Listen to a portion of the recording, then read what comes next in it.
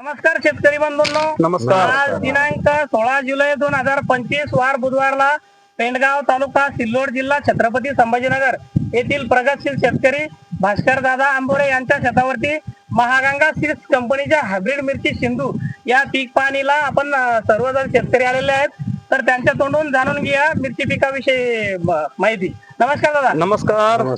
भास्कर पाटील, काय मध्ये तुमचं? सर, आम्ही ही व्हरायटी लावली होती 25 एप्रिलला. आपल्याला बरेच व्हरायटी लावल्या, पण त्या व्हरायटी परत आपल्याला सिंधू व्हरायटीनं माल पण चांगला द्यायला आणि क्वालिटी पण चांगली राहिलेली आहे.